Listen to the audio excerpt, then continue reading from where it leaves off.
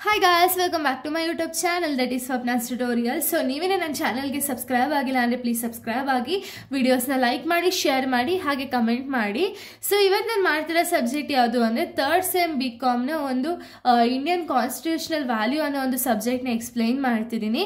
So ಅದರಲ್ಲಿ chapter 3 ಬಂದ್ಬಿಟ್ಟು constitutional values ಇನ್ practice ಅಂತ ಹೇಳಿ ಈ ಒಂದು ಚಾಪ್ಟರ್ನ ಎಕ್ಸ್ಪ್ಲೈನ್ ಮಾಡ್ತಿದ್ದೀನಿ. ಸೊ ಈ ಒಂದು ಚಾಪ್ಟರ್ ರಿಲೇಟೆಡ್ ಹಾಗೆ first and second chapter related ತುಂಬ ಟಾಪಿಕ್ಸ್ಗಳನ್ನ ಆಲ್ರೆಡಿ ಎಕ್ಸ್ಪ್ಲೈನ್ ಮಾಡಿ ಅಪ್ಲೋಡ್ ಮಾಡಿದ್ದೀನಿ.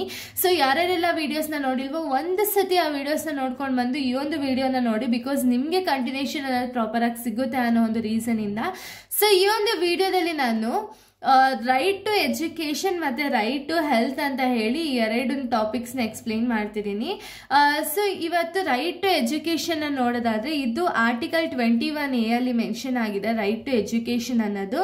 ಸೊ ಏನಿದು ರೈಟ್ ಟು ಎಜುಕೇಷನ್ ಅಂದರೆ to ensure that every child receives the quality education and equal opportunity ಅಂದರೆ ಏನು? ಸೊ ರೈಟ್ ಟು ಎಜುಕೇಷನ್ ಅಂಡರಲ್ಲಿ ನಮ್ಗೆ ಏನು ಹೇಳುತ್ತೆ ಅಂದರೆ ಪ್ರತಿಯೊಂದು ಚೈಲ್ಡ್ ಆಯಿತಾ, ಪ್ರತಿಯೊಂದು ಮಗು ಕೂಡ ಈಕ್ವಲ್ ಆಗಿ ಎಜುಕೇಷನ್ ಸಿಗ್ತಿದ್ಯಾ ಮಗುಗೆ ಆ್ಯಂಡ್ ಈಕ್ವಲ್ ಆಪರ್ಚುನಿಟಿ ಸಿಗಬೇಕು ಅಂತ ಹೇಳಿ ಇಲ್ಲಿ ರೈಟ್ ಟು ಎಜುಕೇಷನಲ್ಲಿ ಆರ್ಟಿಕಲ್ 21A ಅಲ್ಲಿ ಹೇಳ್ತಾ ಹೋಗುತ್ತೆ.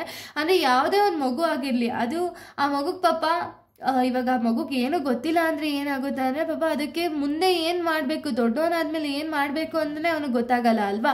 ಸೊ ಅದಕ್ಕೆ ರೈಟ್ ಟು ಎಜುಕೇಷನ್ ಇರೋದ್ರಿಂದ ಏನಾಗುತ್ತೆ ಅಂದರೆ ಎಲ್ಲರಿಗೂ ಕೂಡ ಈಕ್ವಲ್ ಆಗಿ ಎಜುಕೇಷನ್ ಅನ್ನೋದು ಸಿಗುತ್ತೆ ಆ್ಯಂಡ್ ಅವ್ರಿಗೂ ಕೂಡ ಈಕ್ವಲ್ ಆಪರ್ಚುನಿಟಿ ಅನ್ನೋದು ಸಿಗ್ತಾ ಹೋಗುತ್ತೆ. ಓಕೆನಾ?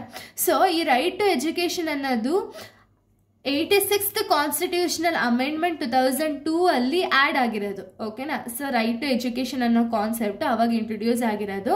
ಸೊ ಇದು ಏನು ಗ್ಯಾರಂಟಿ ಮಾಡುತ್ತೆ ಅಂದರೆ ಈ ಒಂದು ಅಮೆಂಡ್ಮೆಂಟಿಂದ ಏನು ಅದರಲ್ಲಿ ಏನು ಹೇಳುತ್ತೆ ಅಂದರೆ it guarantees the free and compulsory education for the all the childrens between the 6 to 14 years.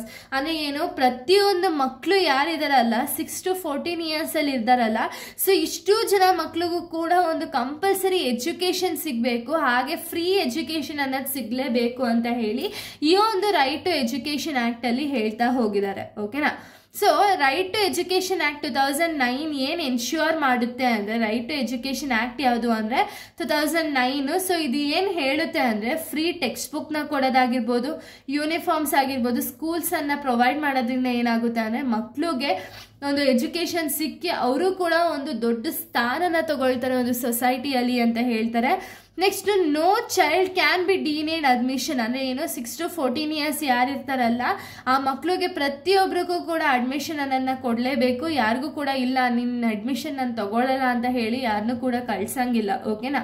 Next, no physical punishment and harassment. ಅಂದರೆ ಏನೋ ಇವಾಗ ಜಾಸ್ತಿ ಹೊಡೆಯೋದಾಗಿರ್ಬೋದು, ಫಿಸಿಕಲಿ ಪನಿಷ್ಮೆಂಟ್ನ ಕೊಡೋದಾಗಿರ್ಬೋದು, ಹರಾಸ್ಮೆಂಟ್ ಮಾಡೋದಾಗಿರ್ಬೋದು, ಇದು ಯಾವುದು ಕೂಡ ಮಾಡಂಗಿಲ್ಲ. ಓಕೆನಾ? ಇದು ಆ್ಯಕ್ಟಲ್ಲೇ ಹೇಳಿರೋದು.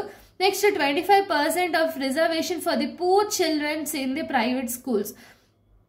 ಅಂದರೆ ಬಡ ಮಕ್ಕಳಿಗೆ 25% ರಿಸರ್ವೇಷನ್ಸ್ ಇರುತ್ತೆ ಪ್ರೈವೇಟ್ ಸ್ಕೂಲ್ಸಲ್ಲಿ.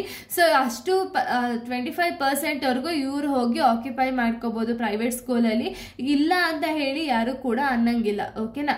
ಸೊ ಇದು right to education act 21A ಅಲ್ಲಿ ಹೇಳ್ತಾ ಹೋಗಿರೋದು. So next, right to health. Right to health ಅಂದರೆ ಏನು ಅಂದರೆ every people should live a healthy and dignity life ಅಲ್ವಾ. ಸೊ ಎಲ್ಲರಿಗೂ ಕೂಡ ಒಂದು ಹೆಲ್ತ್ ಅನ್ನೋದು ತುಂಬ ಮುಖ್ಯ, ಪ್ರತಿಯೊಬ್ಬರಿಗೂ ಕೂಡ ಹೆಲ್ತ್ ಅನ್ನೋದು ತುಂಬ ಮುಖ್ಯ. ಸೊ ಈ ಹೆಲ್ತ್ ಅನ್ನೋದನ್ನ ಒಂದು ಇಂಪ್ರೂವ್ ಮಾಡಬೇಕು ಅನ್ನೋದಕ್ಕೆ ಅಥವಾ ಹೆಲ್ತ್ ಫೆಸಿಲಿಟೀಸ್ ಅನ್ನೋದನ್ನ ಕೊಡಬೇಕು ಅಂತ ಹೇಳಿ ನಮ್ಮ ಒಂದು ಕಾನ್ಸ್ಟಿಟ್ಯೂಷನ್ ಆಫ್ ಇಂಡಿಯಾದಲ್ಲಿ ರೈಟ್ ಟು ಹೆಲ್ತ್ ಅನ್ನೋದು ಬಂದಿರೋದು. So right to health act ಅಂಡರಲ್ಲಿ ಏನಾಗುತ್ತೆ ಅಂದರೆ ಪ್ರತಿಯೊಬ್ಬರಿಗೂ ಕೂಡ ಒಂದು ಹಾಸ್ಪಿಟಾಲಿಟಿ ಆಗಿರ್ಬೋದು ಅಥವಾ ಮೆಡಿಸಿನ್ಸ್ ಆಗಿರ್ಬೋದು, ಇದನ್ನೆಲ್ಲ ಕೂಡ ನಮಗೆ ಪ್ರೊವೈಡ್ ಮಾಡೋದ್ರಿಂದ ಏನಾಗುತ್ತೆ ಅಂದರೆ ನಮ್ಮ ಒಂದು ಹೆಲ್ತ್ ಅನ್ನೋದನ್ನ ನಾವು ಪ್ರಾಪರಾಗಿ ಇಟ್ಕೋಬೋದು. ಓಕೆನಾ? ಸೊ ಇದು ಬಂದ್ಬಿಟ್ಟು ಆರ್ಟಿಕಲ್ 21 ಅಲ್ಲಿ ಹೇಳಿರೋದು ರೈಟ್ ಟು ಲೈಫ್ ಅನ್ನೋದ್ರಲ್ಲಿ ಇನ್ಕ್ಲೂಡ್ ಆಗಿದೆ ರೈಟ್ ಟು ಹೆಲ್ತ್ ಅನ್ನೋದು. ಓಕೆನಾ? ಸೊ ಇದು ಏನು ಹೇಳುತ್ತೆ ಅಂದರೆ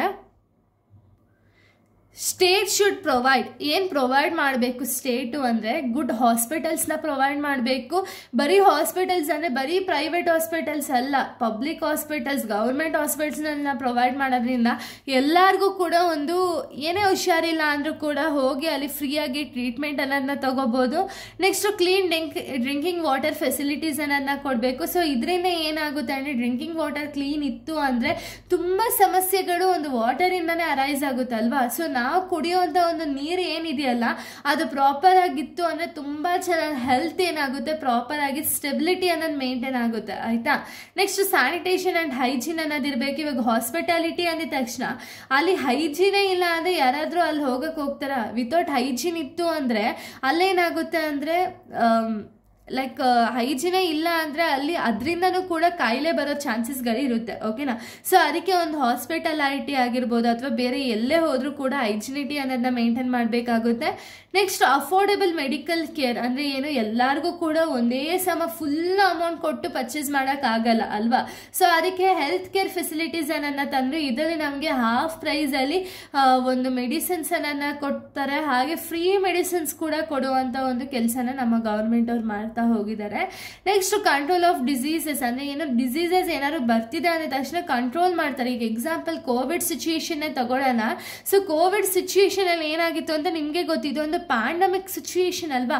ಈ ಪ್ಯಾಂಡಮಿಕ್ ಸಿಚುಯೇಷನ್ ಬರ್ತಿದೆ ಅಂತ ಹೇಳಿ ಗೊತ್ತಾಗಿದ ತಕ್ಷಣ ನಮಗೆ ವ್ಯಾಕ್ಸಿನ್ಸ್ಗಳನ್ನ ಕೊಡೋಕ್ಕೆ ಸ್ಟಾರ್ಟ್ ಮಾಡಿದ್ರು. ಇದರಿಂದ ಏನಾಯಿತು, ಆ ಡಿಸೀಸ್ ಅನ್ನೋದು ಕಂಟ್ರೋಲ್ ಆಗ್ತಾ ಹೋಯಿತು. ಓಕೆನಾ. ಸೊ ಈ ರೀತಿ ಒಂದು ಕಂಟ್ರೋಲಿಂಗ್ ಮೆಷರ್ಸ್ ಅನ್ನೋದನ್ನ ತರ್ತಾ ಹೋಗಿದ್ದಾರೆ ನಮ್ಮ ಗೌರ್ಮೆಂಟ್ ಆಫ್ ಇಂಡಿಯಾ.